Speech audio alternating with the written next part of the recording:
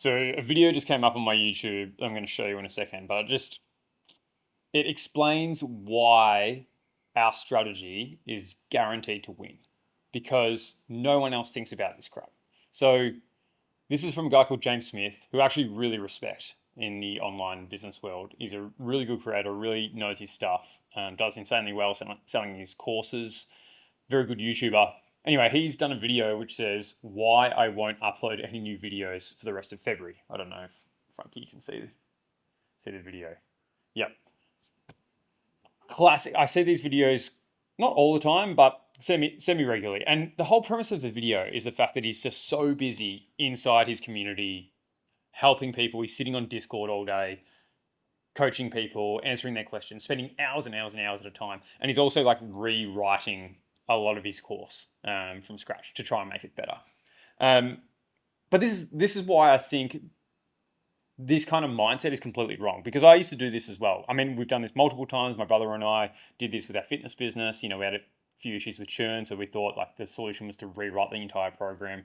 Anyway, it was just one of those examples where there wasn't enough data to justify how big of a problem it actually was. It's just that churn was a thing, and we just had a lot of people churn in a row, and it made us seem like the problem was much bigger than it was, and it wasn't. But that's a business lesson that I think a lot of people still make that mistake of reading too much into small sample sizes and small data just because they happen in a row.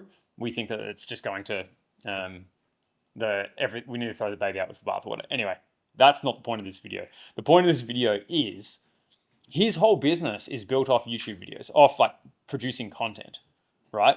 And he's just come out and said, I'm not doing the thing that drives my business forward for the rest of the month.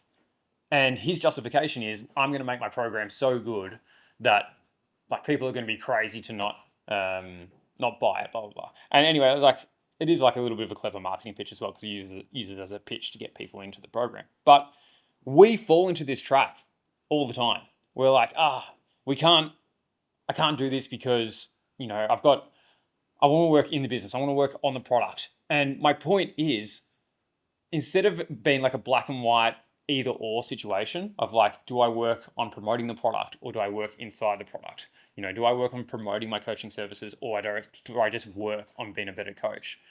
Set up the business so that you don't have to make a decision. You don't have to make a sacrifice with that.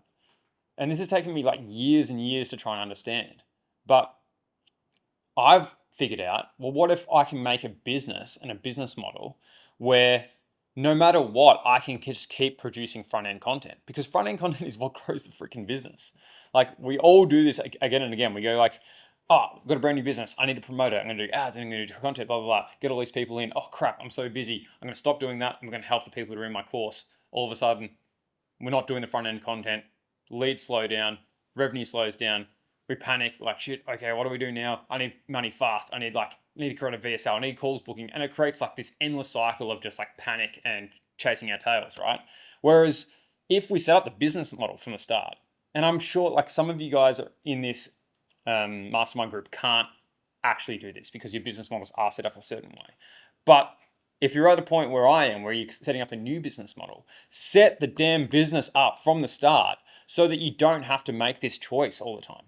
So I'm creating a business where no matter how many new people come in to the mastermind, it's scalable because we've got systems in place and we've got staff in place to make sure that we're actually building that out at the moment. But we've got that in place so that we can keep putting out the front end content and just keep ramping it up. And no matter how many new people come in, we never have to get to this point where we go, oh, I have to stop doing the thing that is growing the business because now I need more time in the business. No, that's a losing business from the start.